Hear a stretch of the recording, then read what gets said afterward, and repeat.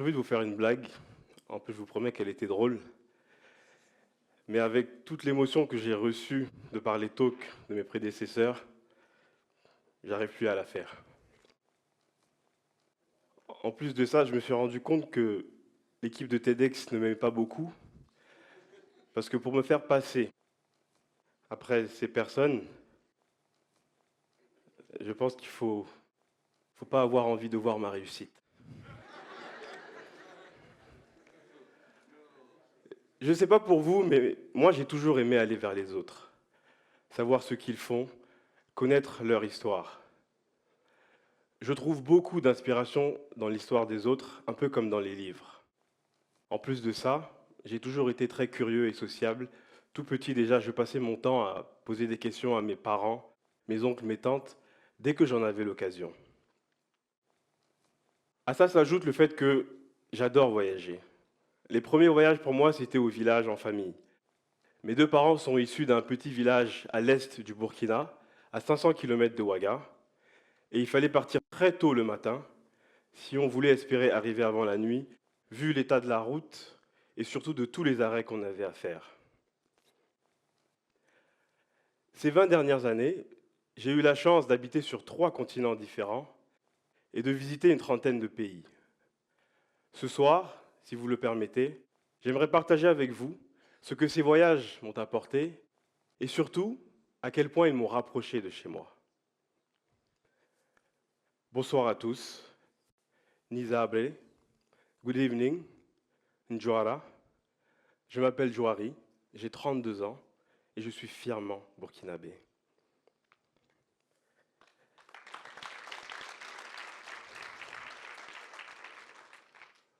Le voyage le plus marquant pour moi, c'était à l'été 99, le 12 juillet exactement. Pour les amoureux du foot comme moi, un an plus tôt, la France devenait championne du monde de football grâce à 2 coups de tête magnifiques de Zidane. Ce même coup de tête leur coûtera la finale du Mondial 2006.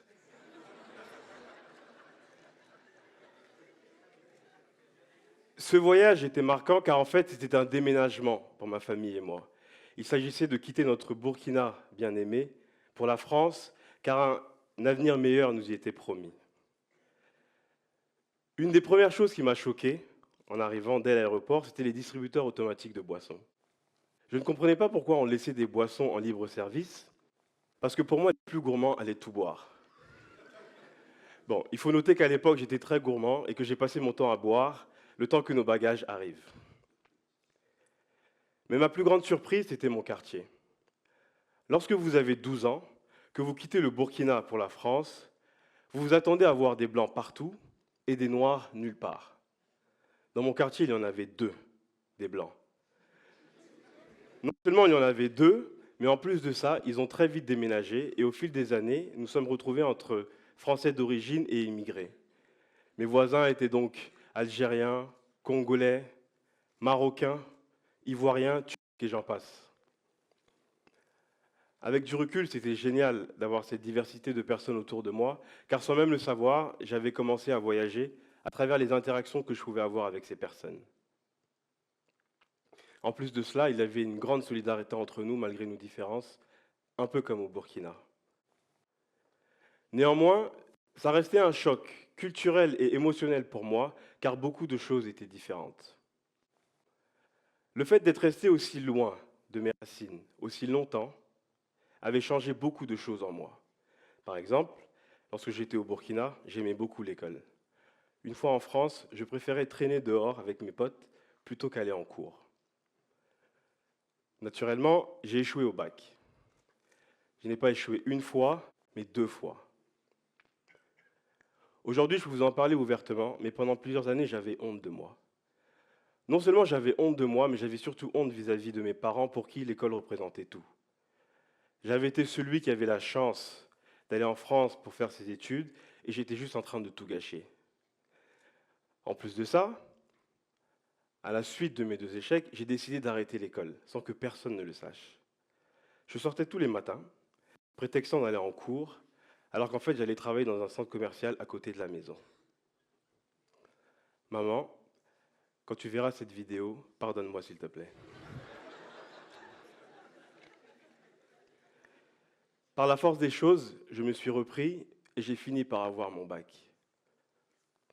Vous avez le droit de m'applaudir.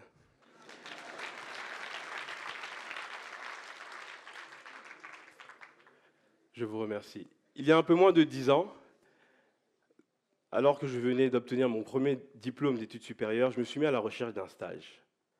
J'ai beaucoup aimé mes études supérieures parce que j'ai eu la chance d'étudier dans une école avec plus de 50 nationalités différentes. Ce diplôme représentait beaucoup pour moi de par mon échec au bac, mais surtout parce que cette fois-ci, j'avais été major de ma promo.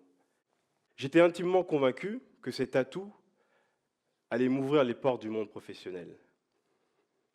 Mais en fait, il n'en fut rien. Il m'a fallu 6 mois pour enfin trouver un stage.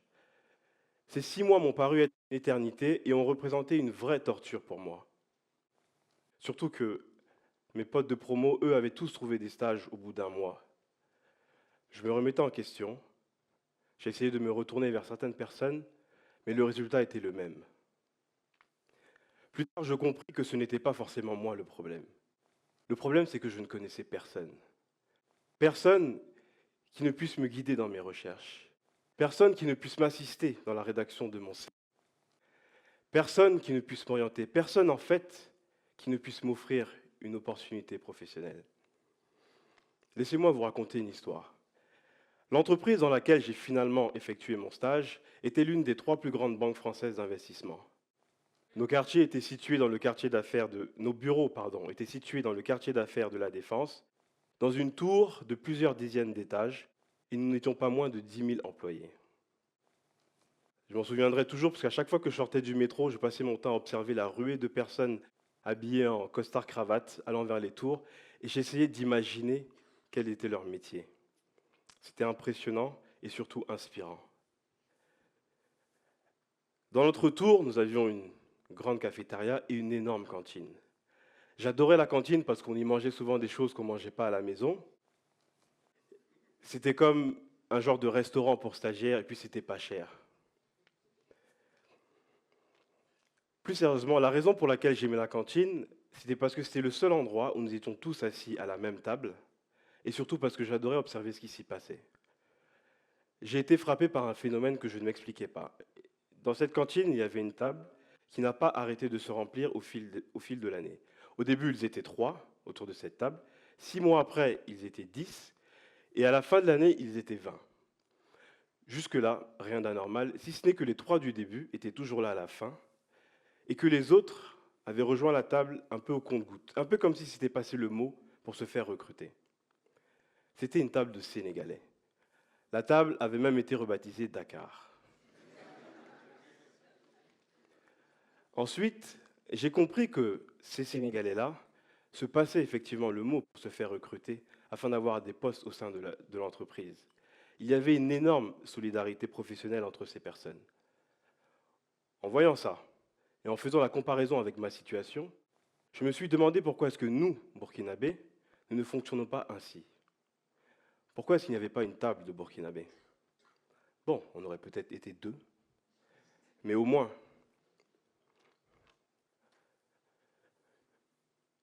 En vivant ça, quelques années après, cet échec dans ma recherche de stage et également cette solitude dans mon insertion professionnelle, j'ai décidé de quitter la France. En France, j'avais l'impression que tout ce que je pensais pouvoir faire était réservé aux autres. J'avais l'impression que tout était déjà écrit à l'avance pour moi, alors que ce n'était pas l'histoire que j'avais choisi d'écrire. J'avais l'impression qu'on m'empêchait de rêver. En parlant de rêve, étant plus jeune, j'avais toujours rêvé de vivre aux États-Unis. J'en rêvais à cause des films et des clips afro-américains qu'on n'arrêtait pas de regarder avec un de mes cousins. On avait l'impression que c'était le seul endroit sur Terre où les Noirs pouvaient réussir leur vie. J'avais eu la chance d'y aller en vacances, mais cette fois-ci c'était différent parce que j'allais y vivre et y passer les moments les plus profonds de ma vie de jeune adulte. Sauf que ça, je ne le savais pas encore. C'était très bizarre pour moi parce que j'étais partagé par plusieurs sentiments. J'étais à la fois excité, comme un gosse devant un nouveau jouet, et triste. Triste de devoir quitter ma famille qui représentait tout pour moi, surtout que nous traversions une situation très délicate. Mais ma décision était prise, je voulais partir car je ne me sentais plus à ma place. J'ai donc pris mon courage à deux mains et j'ai atterri à New York. Alors, autant vous dire tout de suite que je n'ai pas réalisé mon rêve américain parce que je ne suis pas devenu millionnaire, mais j'ai réalisé mon rêve burkinabé. Il s'est passé quelque chose qui a tout changé. J'ai fait une rencontre, ou devrais-je dire, j'ai fait une retrouvaille. Il se trouvait que dans cette même ville de New York vivait un ami d'enfance. C'est très marrant parce que dans mes souvenirs, nous n'étions pas très proches. Nous avions fait la même classe ici au collège de la Salle avant que je ne quitte le Burkina. Et à l'époque, il n'y avait ni Facebook, ni Instagram, et j'en passe. C'est ainsi que 15 ans après, je revoyais mon ami et nous avons reconnecté comme si nous nous étions jamais quittés. Je ne saurais pas vous l'expliquer. En tant que bon burkinabé, et de surcroît moi aussi, cet ami adorait la viande. Et la première chose qu'il a fait, c'est qu'il m'a invité dans un restaurant coréen spécialisé dans la viande de poulet. Et c'était très bon d'ailleurs. Cet ami, contrairement à moi, avait gardé un fort lien avec le Burkina et les Burkinabés. Il était même membre d'une association de Burkinabés à New York et très actif. Grâce à lui, je me suis mis à rencontrer des Burkinabés. Oui, j'ai rencontré des Burkinabés, car autant vous dire que pour rencontrer des Burkinabés en dehors du Burkina, comme l'expression aime à le dire ici, il faut les chercher avec une torche. Je ne sais pas pour vous, mais moi j'ai l'impression que les Burkinabés se cachent lorsqu'ils sont à l'étranger. Non seulement ils se cachent, mais en plus de ça, ils ne s'affirment pas. Et c'est à un point où on les confond avec d'autres nationalités. Par exemple, moi, quand je vivais en France, on me prenait pour un Ivoirien. Il fallait que j'insiste pour affirmer ma nationalité burkinabé. Quand j'ai déménagé aux États-Unis, j'étais devenu nigérian. Il fallait même pas leur parler du Burkina parce que la minute d'après, vous les avez perdus. Ces rencontres ont tout changé pour moi. Grâce à elles, je commençais à me sentir mieux, à me sentir appartenir à un milieu. Et là, je repensais à ces fameux Sénégalais de la cantine. Comprenez-moi bien, j'avais grandi entouré de plusieurs nationalités et j'adorais ça. Mais pour la première fois depuis toutes ces années, je me retrouvais parmi les miens et ce que je ressentais ne s'expliquait pas.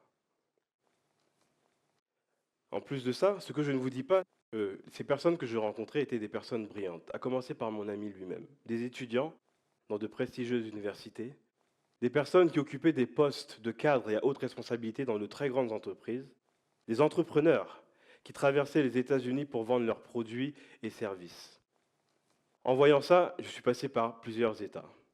Au début, j'étais scotché. Scotché et admiratif de voir que des Noirs, de surcroît des Burkinabés, pouvaient atteindre ce niveau socio-professionnel. En France, d'où je venais, je n'en avais jamais vu. Pas qu'il n'en existait pas, mais je n'en connaissais clairement pas. Ensuite, j'étais inspiré. Ah ouais, je me suis dit, ça y est, je vais être comme eux quand je serai grand. Et c'est à ce moment-là que j'ai compris l'importance d'avoir des modèles de réussite autour de soi. Et pour moi, c'était des Burkinabés. Après ça, j'étais en colère. Je ne saurais vous dire contre qui ni contre quoi, mais j'étais en colère. Je ne comprenais pas pourquoi ces personnes, aussi brillantes qu'elles soient, n'étaient pas connues de tous, et surtout pourquoi est-ce qu'elles ne faisaient pas des choses ensemble.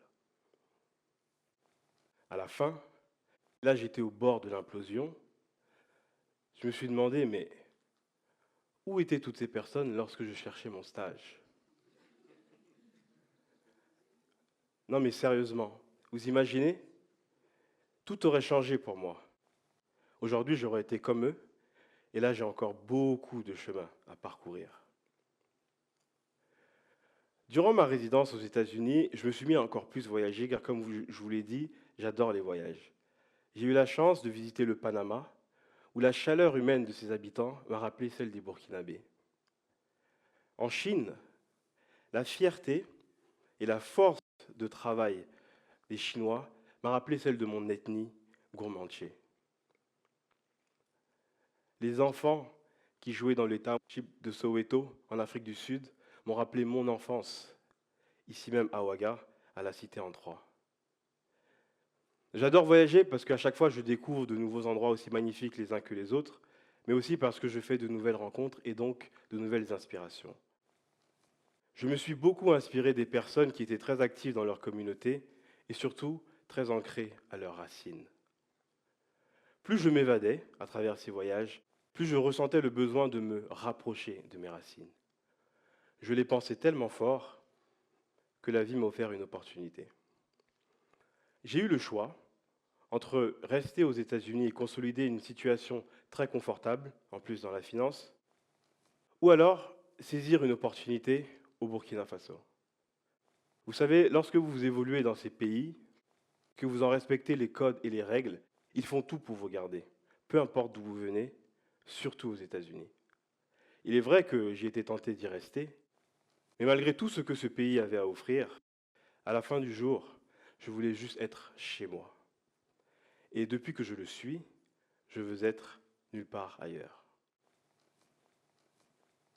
Toute cette période, depuis mon arrivée en France, mon déracinement, mon échec au bac, ma solitude dans mon ascension professionnelle, mes voyages, jusqu'à ma reconnexion avec le Burkina et les Burkinabés, avaient fait naître en moi quelque chose de très fort.